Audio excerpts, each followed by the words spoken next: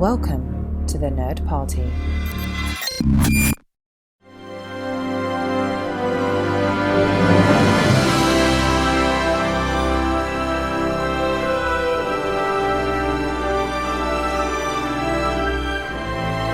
Welcome to this, the 10th episode of Missing Frames. I'm your host, Shawn Eastridge. Now, you would think we would be celebrating with some amazing classic film, but we're not. It's Valentine's Day weekend, or the weekend before Valentine's Day, and Lindsey Kendrick has joined me today to discuss a romantic classic. Maybe classic's too strong a word, but we're going to be watching The Notebook, which I've never had the displeasure of seeing, but Lindsey, you have seen this movie. So tell me, how did this movie come into your life? How did you first go about seeing it? Well, I actually, okay, first off, I hate this movie. Hooray! In case you were wondering, disclaimer. A lot of people do love it, so I'm not saying that it isn't well liked. But we're saying that they're idiots, But is it's what a we're bad saying. Movie. I saw it in college with a big group of girls around Valentine's Day, not in the theater. We all sat around, and I heard it was great, and I just heard these wonderful things about it. And so I sat down, and we were all watching, and I don't really remember a lot of the details, other than I looked around at one moment, and everyone in the room was crying except for me and my friend sitting right next to me. Elite. And we just looked at each other, and I didn't know, like, I cry for the smallest things. Right. I cry for commercials. I cry constantly, and I just could not produce one tear For Ryan Gosling? for this movie. Aww. And I was just so confused as to why I just couldn't. And this was before I realized how horrible Nicholas Sparks is. Right. And This was is like the first one. This was it. This is the movie that studios realized, like, oh, shit, we can make tons of money from these movies, and let's keep making them. But this was kind of the pioneer in that way. It wasn't the first Nicholas Sparks adaptation. I don't know what the other two were, but this was apparently number 3. But I do remember this came out when I was in high school, so it was summer 2004. Mm-hmm. And I do remember this being like a huge deal. Like, everyone was freaking out about it. And oh my God, The Notebook, it's so good. It's so much better than you would think it is. I remember people said that a lot. And I was like, well, that's great. I still have no interest in seeing it. And it seems, based on what you're saying, my thought process was valid maybe? I think so. It was my first exposure to Ryan Gosling as well, which is funny because he's one of my absolute favorite people in the whole world. Oh, he's one of the best. But at that time, after seeing that movie, I hated him. I was like, this guy sucks. He's not even cute. Right. He's in stupid movies. I thought that he was just another run-of-the-mill, like, throw him in every romantic comedy movie. And he just seems so boring that I was just disgusted by him, which is just hilarious now because I think he's now he's like one of the most beautiful men in the world. Revolutionary. And I think I think he's aged well, where he actually looks better and he presents himself and better than he used to. So it's weird looking back on it. I don't remember a lot of the details. I just remember that I hated the characters and I didn't care what happened to them. Like, I wasn't attached to them, so I was like, I don't know, they can die, like, if they want. I don't care if they die. They can. That's perfect. That's the sign of a good movie, when you're just like, characters can die. I don't care. I don't know. I didn't like them as people. Right. This movie does. The movie goes back and forth from their old, them as old people and them as young people when they first met. So it goes back in time. But there's something to look forward to. I was fine with them as old people, but not the actual old people. But like when they were young, and it was like this romance that was just so amazing and passionate. I think, especially now, I feel like I don't know if I will go easier on it or I'll hate it more. Right. Because being married, I feel like it really misrepresents like actual love. Like all movies like that have like this weird concept of what love is, and it's all about just like impulse, and it just hits you and you have no control and you go crazy. And I'm like, you make your own decisions. You're an adult. Lindsey, as far as I'm concerned, even though I haven't seen this movie, I can say with 100% certainty that it is the best representation of love that has ever existed in any form. So I'm just going to call it right now, and we'll see if I agree with myself afterwards. But just based on the poster, there's so much passion and so much rain in it and so much Ryan Gosling. How can this not be the greatest romance of all time? I just don't know. But okay, so the director of this film is Mr. Nick Cassavetes. I'm sorry, Nick. Am I pronouncing that correctly? Call in now and let me know. But he directed John Q with Denzel Washington, which I did not see. Did you see that? I don't think so. No. I remember my brother really loved that movie. I don't know why. That he directed Alpha Dog, and more recently, his most recent movie was The Other Woman with Cameron Diaz and what's her name, Leslie Mann, and then Kate Upton. The other, yes, the Kate model. Upton, the model, which I know was a smashing success with a whopping 24% on Rotten Tomatoes and whatever other nonsense. I think it had a quick, very swift death at the box office as well. So it was on TV the other day, and I remember looking up and thinking, God, this is awful. What is it? And I hit info, and I was like, oh yeah. Okay. It's the guy who directed The Notebook. But more interestingly is the guy who wrote this movie, Jeremy Levin, who wrote The Legend of Bagger Vance and also Real Steel, the Rock'em Sock'em Robots movie with Hugh Jackman.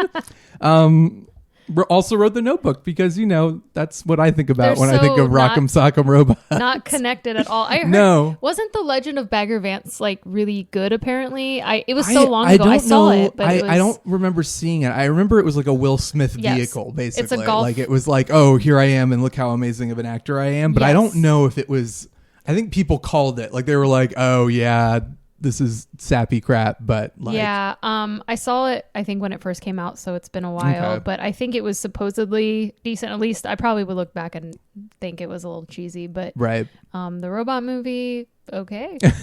There you go. So shockingly, I was doing research for this movie, and I'll admit, audience, I have absolutely no interest in watching this movie. So I was expecting oh God, I have to go research and find facts to inform everybody. But this movie actually has a really interesting history. So Steven Spielberg was originally interested in directing this. What? I don't know why, and apparently Tom Cruise was going to be in it. This is in 1998, so it's Tom Cruise had not yet gone crazy, and he and Spielberg were buddy. They were about to do. They did Minority Report. Could instead. you imagine his tiny little short stature picking up doing that kiss? Oh my God! I think they picked a better book to adapt with Minority Report, right? But also Martin Campbell was. Entering negotiations to direct in March 2001. Martin Campbell, who directed GoldenEye and Casino Royale, which I think is the best James Bond movie, and The Mask of Zorro, and even more popularly, is that right? Yeah. Sure, why not? He directed Green Lantern with Ryan Reynolds. Oh. So that was another Ryan starring movie that is fared about as well. But I have a feeling that the story behind this movie, as far as the directors and people who were attached, is more interesting than the actual movie itself. Yes, I wish I could say it really stuck in my memory, but I think I stared blankly at a screen for 2 hours. Now, Cassavetes, he said he wanted to hire somebody unknown and, quote, not handsome to play the main character. Well, so Ryan Gosling, that was the man who leaped out at him. He was like, this man's not handsome. That's interesting because was the character, I wonder, because I didn't read the book, of course. Right. Was the character You written? haven't read the book, Lindsay? Oh my I'm God. Sorry. Was he really like a Rochester? Was he really supposed to be not traditionally handsome or just... I guess or so. Was that how... Now, Ryan Gosling to me at the time actually wasn't physically my type. I thought he was a little odd looking, but I think he has since really grown into himself. When you he looks see more him, mature. when you see him beating people to bloody pulps Yes. and Drive, I think that's what really won my heart. I will say that. But apparently Gosling felt the same way about he got the script and he was like, I couldn't be more wrong for this movie. So, but then he did it anyway. I guess he decided why not. But Gosling, because he's amazing, he super devoted himself to this role. He actually moved to Charleston, South Carolina prior to filming, and he rode the Ashley River and made furniture. And apparently there's a table in a kitchen somewhere, I guess his kitchen, that he actually made for the movie because he really wanted to get into character. That's Basically, amazing. Ryan Gosling is too good for this movie. Oh, I agree. And then Rachel McAdams. I feel like Rachel McAdams kind of gets forgotten because she's not Ryan Gosling, but let's give her a little bit of credit. So apparently they had really good chemistry. The director said when Rachel McAdams came in and read, it was apparent that she was the one. She and Ryan had great chemistry between them. And she really wanted to do it. And Gosling was saying that, she really drove the movie. Now, apparently, when they first started filming, the two of them did not get along at all, to the point where the director actually had to stage an intervention and get them into a room together. Because it got so bad that even Ryan Gosling was trying to get her kicked off of the movie. What? I know. Isn't that what amazing? What a jerk. Well, this is weird because that's not how I imagine either. I feel like both of those people seem like they would just they seem very easygoing. Right. So also, I feel like imagine. they probably, I would be less surprised to hear stories about the two of them teaming up on set to be like, we're better than this, don't you think? We probably should be doing other stuff. But apparently, so Gosling tried to get her kicked out of the movie, and finally the director just kind of sat them down, and basically they hashed out all their ills, and then apparently they even dated for a little while. So hey, I was not aware. The Notebook brings so many people together. Another fun fact about this movie, there's apparently a scene in it where Noah, the Ryan Gosling character, drives up to a gate and crashes into it. It's of Rachel McAdams' character's summer manor. And okay. Apparently that was not intentional. That was a complete accident. And they're like, well, let's just keep it in the movie. Oh, wow. So he's like just just very angrily, like he's just trying to get up and see her. I guess so. My theory is that he was just drunk throughout this entire production. It's the only way he could get through it, and then he just drove into a gate. I do remember that. I just would never have guessed. Right. So despite what you think about it, what I assume I will think about it, this is terrible. Who is this episode for? I don't know, because the only people who would want to listen to this, it's like they're going to see, if by any chance a fan of The Notebook sees this on like Facebook or something, and they're like, oh, The Notebook, great. And they're going to hate us, and they're never going to listen anymore. And the people who don't like The Notebook are going to see this on Facebook and say, why would I listen to that? I don't like The Notebook. So this episode is basically for no one. This is like the one for me, and then there are 5 episodes for nobody else. But nobody is going to want to listen to this. I just want to point that out. Now, this movie had a budget of $29 million, and it made $115.6 million, which is why we have the onslaught of Nicholas Sparks movies to this day. Although I feel like it's been diminishing returns. I think they're dying out. Yeah. I really hope that that's what's happening, because I got to the point where a trailer would start and I would know in 10 seconds if it was a Nicholas Sparks movie. There was a point where I walked into a Target and they had all his books lined up, and you realized the cover was exactly the same on each one. Like the guy holding the girl and they're about to kiss. Every single cover was the same. It was amazing. He not only writes just like romance so terribly, he writes women so terribly. There are some men, like I think that there are a few men that maybe I can give a little bit of credit to, like George R.R. Martin, I think writes women wonderfully. Right. They're complex. They have the same emotions as men. They are like just like other humans. But I can't handle how what he thinks that women are interested in. And I guess I know that women like this, and I'm not trying to bash. I would never do that. And I think you like what you like, and that's totally cool. But I just find his depiction of women super, super insulting. And I think his ex-wife feels exactly the same way. Yes. Oh, sorry, Nicholas Sparks. So this movie has a 52% on Rotten Tomatoes. Do you think that's valid? Yes. Do you think it should be lower?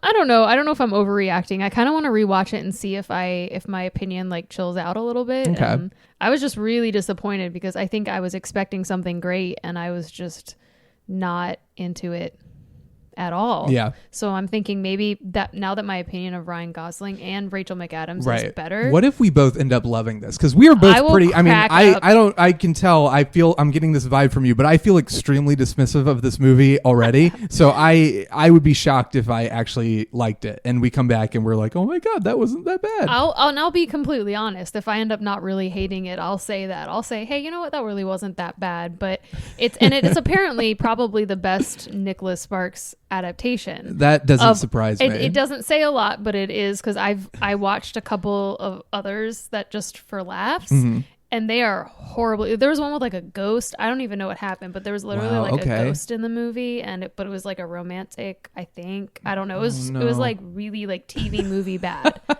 So like this, I think, is a lot better. So you're telling me we need to watch more of these for Missing Frames. You can't watch them sober.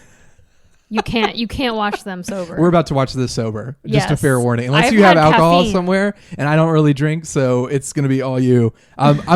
Before we go watch this movie, let's just break with this wonderful review from Tim Brayton of Antagony and Ecstasy. He says, if you ever want to see a flawless example of a movie which is redeemed from mediocrity solely through the cast, there's hardly a better one than this. And that's a positive review of this movie. Wow. So that says a lot.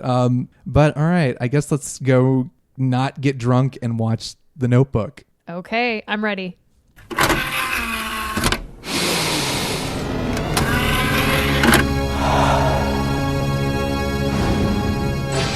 Now available to own on video cassette. All right. We're back. No, we're back. That's how we're going to start this. We just watched The Notebook, Lindsay, and I'm going to be completely honest. I don't believe love exists anymore. That was one of the most disturbing movies I think I've ever seen in my life, and it truly, truly horrifies me that people like this movie. Like, I'm genuinely horrified. What? What do you think it is about this movie that people really latch onto? Because it's frankly a really dishonest and really disturbing view of like love and relationships and like, you know, your soulmate or whatever. What is it about this movie that you think attracts people? I don't know. It might be similar to like how Twilight and 50 Shades seem to attract people, because it's a super unhealthy relationship. It's manipulative. It's insulting to anyone who's in a like stable relationship, right, and to women. I was trying to figure it out, and I don't know if it's just because people think Ryan Gosling is dreamy and that's that. I guess, I mean, Twilight was something that kept coming to mind, like when I was watching this, and I'll be honest, I had no desire to watch this movie. I know you didn't either, because you knew what we were in for, but like I wasn't expecting it to be that terrible. It was really funny though. It was hysterical, but like it was a very disturbing relationship. So we're supposed to invest in these two characters and like want them to be together, but there was never a point where, one, it felt like they had anything genuine to love about each other, and two, their entire relationship was like built on like lies and manipulation, and like it was so disturbing. Disturbing is the word I feel like I'm going to use the most in this review, because it really was like off-putting. I think that from the very beginning, when it was supposed to be endearing that he threatened to drop himself off of a Ferris wheel if she wouldn't go on a date with him. Yeah, he basically coerces, he convinces her to go out with him by like climbing onto a Ferris wheel that she's in with her date, and he's basically like, if you don't go out with me, I'm going to jump off and kill myself. And it's like, all right, well, that's a healthy start to a relationship, and the movie doesn't really improve from that. He tells her that she's not free, and or something along those lines. Yeah, and then they lay on the street together, and that shows that she can be free with him. She eats it up too. It's like at first she's like, no, I don't like this. And then she's like, I'm a city girl and you're just a crazy country boy. There's no way I'll like this. And it wasn't clear, by the way, that he was like country and she was city. I didn't get that until about halfway through. There's a scene where he's about like a third of the way through, you're like, oh, I guess they're in love with each other now. Okay. And they're like making out on the beach and stuff and all this ridiculous stuff, and then they're having dinner with her like really rich parents, and it's like, oh, so there's a class thing going on here too, and they're like, how much do you make an hour? And he's like, oh, I make 4 cents, and they're like, oh, sweetie, you shouldn't date that guy. He only makes 4 cents an hour. And her dad with like this hilarious mustache. Her dad is like basically Borat. Like, it was like, is this supposed to be funny? Because it's ridiculous. But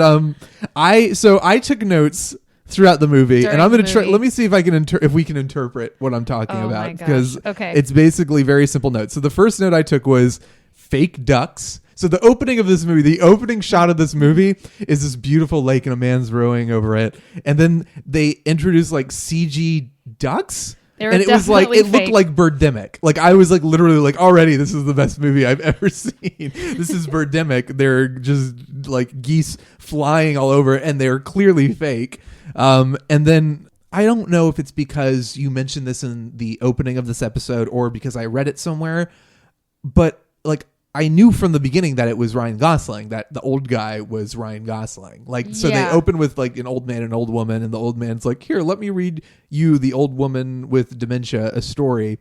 And it's like, oh, that's Ryan Gosling and Rachel McAdams. And I feel like I knew that already. I think you did say that, and I'm trying to be like, oh, look how smart I am. But honestly, even if I knew nothing about this movie, and I'm pretty sure I'd read that was the case and that was the surprise, quote unquote, even if I hadn't, it was so like obvious that was what it was. It's like, oh yeah, this can't be anything but that. I don't really know what their goal was, if it was supposed to be hidden or not. It's really unclear what they were going for. Yes, I know it's true. I know throughout the whole movie that is true. Like in every single scene, but particularly that when I think when he goes to his first. Was it when he goes to the doctor? There's one moment when he's like, no, she'll remember if I read her this story. Right. She'll remember that it's her. So at that point, they straight up say it, but it just kind of dropped into the middle of the movie, and I don't know if it's supposed to be a reveal or you're supposed to know. I couldn't tell if they were trying to be like coy and like, oh, you don't really know, but it was like, yeah, we know. So okay, let's talk about Ryan Gosling a little bit. We love Ryan Gosling. He's one of the great actors of our generation. Mm-hmm. I don't know what happened in this movie. The first time he starts talking, my note is Ryan Gosling is mumblecore. I think that describes it. I think Mumble. He is mumblecore. I don't know if mumblecore is a real word, but it basically he just is, and I mean that's kind of Ryan Gosling's thing, but he's sort of perfected it now, and he's not like just mumbling through and you can't understand he's endearing him. now. He's endearing now, and he's also in much better movies now. Yeah, I don't like him young. I don't know. There's something about his face that I just want to punch, but I think it might be his character. The long pointed face, and like as you the described stringy it. hair that they give him. It's not appealing. And then what you mentioned when we were watching is that James Marsden completely outacts him. And I don't know if it's because his character is better written, but I was just sitting here like, I like James Marsden. Yeah. We'll marry James Marsden. Why does He's James nice. Marsden get screwed over all the time in every relationship? It happens in this movie. It happened in X-Men. It happens in Superman Returns. It happens in Westworld. You know, all the time he's getting screwed over. So I just feel bad. I think James Marsden is wonderful, and I think it's so funny. So Ryan Gosling and Rachel McAdams meet. They have this like summer fling, and it's like very superficial, and we don't get any sense of like they're like a real obsessed. connection. Obsessed with each other in an unhealthy way, but then you're like, oh, they're young, whatever. It's right. just They're like young a and in thing. love, and there's a really weird scene where like they're like, let's go somewhere, because they like totally want to bang each other. It's and creepy. he like feels her boobs in a really weird way. He just kind of puts his hands like I wish the audience could see what I'm doing. If you were to put your hands out in front of you like you're giving a double high five, that's what he did to her boobs. He didn't actually like caress them or anything. There was he no just put them. chemistry. He high fived her boobs. That's it. Who thinks that they have chemistry? They have zero. They chemistry. have zero chemistry, and it's so bad. And so he does that. He high fives her boobs, and then they're like, "Let's go somewhere." And they go to a creepy haunted house. Like it looks terrifying. Like this is like where people go to get murdered, and they're like, "Let's just do it on the dirty, dusty floor." But first, let's talk about how we want to live here. Oh right, yeah. They don't. They're like super horny, but then they were like, "Wait, let's talk and play the piano." She plays the piano, and then this scene is the weirdest love scene because I don't know if it's supposed to be awkward or it's supposed to be romantic or what, but they take off their clothes, standing and staring at each other, blank stares, not like they don't even care. They don't look like they're in love. They just look like they're dead staring. Yeah, they take off articles of clothing like one at a time. It's a very long and drawn out scene, so it's very uncomfortable. But they start removing their clothes, and like he'll take off his shirt, she'll take off her shirt, and they'll kind of look at each other. And I remember she takes off her bra and he kind of like gives her this blink, like looks down at her boobs, looks back up at her, no expression. And then they just get completely naked. And it's like, what has happened? Is this romantic? Is this how serial killers like mate with each other? Like, this is so disturbing. And it was like, they're supposed to be in love with each other. We're supposed to care about these people, and they're so creepy. Well, and they start to, it's happening, and then she starts talking. She's freaks like, out. Why aren't you talking me? Like, why aren't we having a conversation? What's wrong with you? And it's like, it's this weird, like, over exaggerated female stereotype where like the girl's like, oh, I don't know. She wants to talk about her feelings or what's happening throughout. Right. And it's like, no, like it just seems overly stereotypical. One of many things that seemed very stereotypical about her character. And this movie is full of stereotypes. But speaking of stereotypes, let's get back to James Marsden, because our poor best friend, James, you are wonderful. You're one of the great actors, and nobody appreciates you like I do. I love you. But I mean, James Marsden, let's be honest, he's a really fantastic actor. He's been kind of saddled with these really thankless roles where he sort of is like, oh, he's the other guy who kind of gets screwed over. In this movie, so Ryan Gosling and Rachel McAdams, they separate and go, she's going to school in New York and he'll never go to New York with her, so they break up. 7 years pass. He writes her letters. He writes her a letter every day of the year, 365 letters. I just wonder what they could have contained. And he only reads like, what was it, Walt Whitman? Right. That's all he knows. And you find out that through reading poetry, he had a stutter, and through reading poetry out loud, he lost it. He's very sophisticated. I don't think that's how it works. I don't know. I don't think you can cure dementia by reading a story and they'll just remember. Lindsay, you can't prove that you can't. True. Well, remember, he said he poo-pooed science, and he said, you know what? Science can only go so far, but God will take it from here. Guess what? God killed you both. So God, I mean, I don't think God's in their favor either. They're two pretty terrible people. She cheats on her husband. He's just a dick. And like, they are just like horrible to everyone around them. Like, they are in this really weird, like disturbing relationship with each other, and everyone else gets screwed over as a result. And so, after they separate for 7 years, they don't talk to each other, and her mom is hiding all the letters that he writes her, so she doesn't know. And then she meets this guy who's like amazing. This guy is played by James Marsden. He's amazing, caring, he's rich, he's very like, prosperous and wonderful, and wants to take care of her and loves her, and she loves him. And then she basically screws him over and goes back to Ryan Gosling and sleeps with him and cheats on her husband. And it's like, why? Like, you're a terrible person, and we're expected to empathize with you. They could have pushed it. I think that they were trying to make it like, well, he understands their love or something by the end, but like, they could have made him rich, which I understand doesn't make you better, right. But it also doesn't automatically make you like a dirtbag either. And he was letting her, he wasn't controlling her in any way. Right. He was like, you very do kind and understanding. Whatever you want to do with your life. When she told him, especially when it almost was like she was blaming him. She's like, I used to like to paint, and he never stopped her from painting. Right. He didn't even know she liked to paint. And he was like, oh, I didn't know that. And he was like, you should paint. And right. She's and like, keep in okay. mind, this is after she's just admitted that she's cheated on him. Like, she slept with her old boyfriend. And wait. The painting was right before. Right. Then she goes and sleeps with him. Right. And then she comes back and tells him. Yes. So she goes off and she goes back home to be with Ryan Gosling. She cheats on her husband, and then she spends like 2 romantic days with Ryan Gosling, who like writes cursive notes, and he's like, I love you, I made breakfast. At least they technically weren't married yet. She just had the engagement true. ring. So I guess she's got a pass. She had the engagement ring, and as you pointed out, she had it on while she and Ryan Gosling were doing it. So yes, this really big engagement ring. She's a pretty terrible person. But so James Marsden, like, she tells him, and he's like, well, honey, you can do whatever you want, and I just want you to be happy. And it's like, what is this movie? And in the scene before, Ryan Gosling's girlfriend comes over, and she does the same thing. Like, Rachel McAdams is like, yes, come in, come join us. And the girl, instead of saying what any normal person would, which is like, screw you, what the heck, what is going on? She is like, okay. And then when she leaves, she goes, Noah, she's pretty amazing, I have to admit. you two are perfect for each other. And then James Marsden does the same thing. So they're both completely off the I felt so bad for this woman who was in a quote unquote relationship with Noah for a short period of time, because he treats her like dirt. Like the one time that we see them together alone before he reunites with his long lost love, he just stares. He doesn't even make eye contact with her. He brings her over to basically like just sleep together. Yeah, they sleep together, and then she's like, I want to connect with you, and he's like, nah. And she's like, oh, you're thinking about someone else, and he's just basically like, yeah.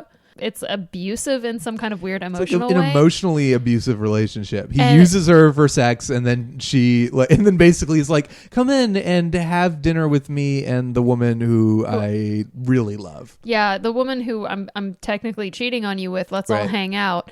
And she just deals with it, and I feel so terrible for her because I want to know her story. Like, I feel so bad for her, and I don't really care about these other people. Yeah, I mean, I think Nicholas Sparks, when he wrote the book, because I assume this is all in the book, I think he was just like, see how understanding we can all be. It's not that bad. If people would just think about it. And it's like, wait a second, this is not reality. People would not react like, oh yeah, it's okay that this happened. You can do whatever you want. You know what? She is pretty amazing. Why don't you two get married? You know, it's like, this is all, it sounds like it would be done in spite, but it's like all genuine. Like, yes, please do whatever you want. I love you.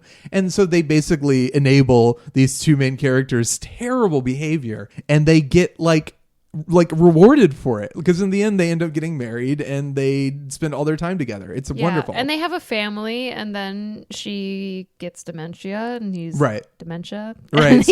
So the movie's cutting back and forth between, like, you know, the past and the present, I guess, with like they're both old and they live in a retirement community. And then he's like reading to her every day from this notebook that's like their story. And it was absolutely amazing, because the movie then goes on to have her, like, after he concludes, she's like, oh my gosh, I remember everything, and I love you, and you're wonderful. And she remembers for maybe 5 minutes, and then she's like, who are you? Yeah, get away from me. And you feel terrible, because I feel like this poor woman is being like psychologically tortured to make her husband feel better. And the reason that her husband isn't going to hang out with his children, the rest of his family, is he's like, that's my sweetheart, or that's what, you know, he's like, whatever. I have to take care of her. And his kids come, and they're like, why don't we all live together? And he's like, no, sorry. She's being taken care of. And yes, it's nice that he's helping, because that's something that I feel like you probably should do. But he's neglecting everybody else who's like, you know, I feel like he's just doing it to make himself feel good. Like, I feel like he's sad and he wants to not feel sad, which is like, I get that, but I feel like he's not doing it for her sake, because every time she remembers and then forgets again, it's like torture. Right. So it is kind of messed up. It's very screwed up. And like, but also the hospital is like, you two stay apart. Like, you're not allowed to be together. And it's like, oh yeah, that was weird. Are hospitals allowed to do that? I think if you're a husband and wife, that takes precedent. And if he wants to be with his wife, he can be. But yeah, I mean, unless she's screaming, unless she was like screaming at him, like, you need to not touch me. You know what I mean? Because that would be some kind of assault issue. Right, exactly. But I mean, I don't know if he wouldn't be able to ever see her. It was really unclear. And it's just the build up to the ending. Every time it cuts to them as old people, I literally like don't even want to think about them when they were younger, because I'm like, this isn't helping me like these older people, because I didn't really like them when they were young. You don't like, well, that's the thing. The movie never explains to you why they're in love, why you should care about them being in love. It's just like two very attractive people make out a lot, and they fight. They fight, but they love each other. Fighting is a key to developing your relationship. You're supposed to be unhappy when you're in a good relationship. Or you're supposed to be, there's this thing that happens in a lot of bad romantic movies and stories where it's like, if you're in love, you're going to have this underlying anxiety. Always. You're going to be always a little bit uncomfortable or unsettled or scared. Yeah. And you shouldn't be scared. You should be able to be completely comfortable, completely boring whenever you want to be boring, completely content, completely supportive. It's not to say that you wouldn't fight, but the way that they fought was so over the top and passionate, just like the way that they would like make up make out with each other was Right. over the top, but I didn't see that middle ground where they could just coexist. Yeah, where there was like, you never saw the moment where like they do a lot of really cliched, like, oh, let's live, let's lay in the middle of the street, I'll row the boat and we'll make out in the rain. They do all these really cliched, Even like, when they have movie ice trope cream, things. like when they have Right. ice cream, she shoves it in his face and basically throws it, and they make out. I'm like, I know, it's you like, just guys- threw away your very good ice cream. That's not real. Yeah, you can't. Ice cream doesn't grow on trees. You just Missy. share the ice cream together. That's what Exactly. a real couple would do. Jesus. Well, the movie, because Ryan Gosling, when they're reunited, and she's like, I don't know how I feel. I slept with you, but I love my husband. And Ryan Gosling's like, you're just bored, and you come to me when you're bored. And it's like, well, that's a pretty good point. Like, she does. They were together for a summer, and now they are like, she's feeling trapped and she's escaping with him. But this movie is like, yes, you're bored with your perfect husband, and so you want to be with Ryan Gosling. But then why wouldn't she be just as bored with Ryan? The movie never like actually confronts what a real relationship, like what Right. real love is that it's work and stuff like that. And I mean, that's probably why this movie is so popular, because I think a lot of the target demographic probably wants to believe in this ideal that does not exist, that this Right. movie is basically reinforcing. And yeah, and again, like you said, there's no good reason for them to love each other. Another myth is that you're just impossibly attracted to somebody like a magnet, and they're the one for you, and they're Right. the only one for you, and you have no decision at any point. It makes sense in the initial attraction to feel like the desire to want to go on a date with somebody, but at a certain point you are making a decision. Right. I want to commit to this person, and you make that commitment every day that you're with them. Hey, I want to make this person's life better. What can we do to support each other Yeah. and stabilize each other? But they're just all about like screaming and making out, and doing it. and like talk, like it's nothing felt real about that, and they didn't really have the time together to see if they could establish that. Yeah. I mean, they did. I mean, I guess when It happened, but we didn't understand it. That's Yeah. the part that they didn't show. So the part that they showed was very much like Romeo and Juliet, which is a very unstable. I mean, they're young Right. and they make bad decisions, and they never have that period in life where that you see them being stable. Right. And they just skipped that part in this movie. And Yeah. I know they have the capability of being stable. They had a life together. Clearly, yeah, and then that's what's so funny about this movie. So the movie, like you're saying, it's completely unrealistic. It's completely just kind of absurd. And then, so we sit through about like an hour and a half, an hour and 40 minutes of this complete fantasy land of a relationship, and then we cut to them as an old couple. And she has dementia and is screaming like, I don't know anybody. And it's depressing. And he immediately in the next scene after has a heart attack. And it's like, what is happening? And the movie, so it's like the movie is like fantasy, la la la. And then it shifts tonally like that. And it's like ridiculous. It goes from being so stupid to extremely like morbid and depressing, because they're both dying. She's alone, and then he goes into her room and is like, all right, let's just, I lost it, but like, he's like, I love you. And she's like, okay, good night. And she goes to sleep, and then the nurse comes in the next day and they're both dead. They're dead. They died together. You were cackling so loud. It was like the cherry on top of Yeah. this complete storm of a movie. That is the part, okay, when they die together in the bed at the end, that is the part where everyone around me was crying. And I remember thinking, like, am I a monster, or is that just really bad and I'm being realistic here? Well, I will admit the scene where where he like is with her and she remembers him and they're just talking to each other.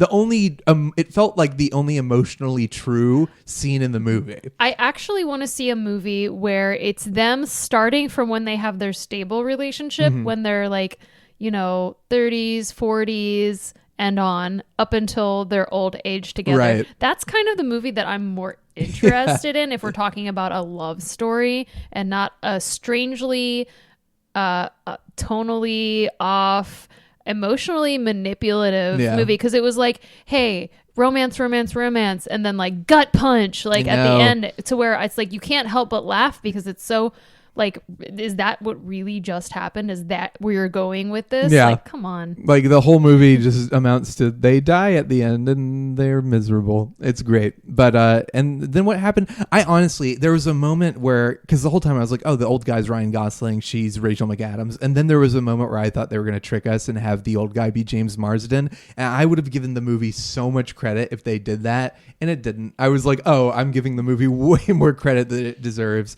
But Right. so obviously we are not this movie's target audience. Yes, Do you yeah. think we're being unfair to this movie? Do you think so I feel like some people might listen to us complain and tear this movie apart, and it deserves to be. I'm sorry, you're just going to have to deal with it. But do you think there's any kind of justification to somebody saying, well, it wasn't made for you and you just don't understand, and I'm allowed to like terrible movies if I want? We're being completely fair to the movie. I think if you like it, that's fine. And I wouldn't I don't think that there's I have no issue with the people who love it. Now I'm mature enough to like chill out about that kind of stuff. But that doesn't mean I have to like be kind to the movie, which is, Right. It doesn't deserve your I don't have to pretend to like it. Yeah. Right. It is. I thought I would find something redeemable now that I love Ryan Gosling. But Right. I didn't like him in the movie. No, I'm he's sorry. terrible. He's so bad in this movie. I was going to say, that review we read beforehand, that was like, at least the performances are good. I was like, well, James Marsden was good. I liked him. But Ryan Gosling and Rachel McAdams, Rachel McAdams was all right, but Ryan Gosling was terrible. He's like a blank slate. Like, he's not interesting. You were right, he looks really weird in this movie. But is there anything about this movie that you did like?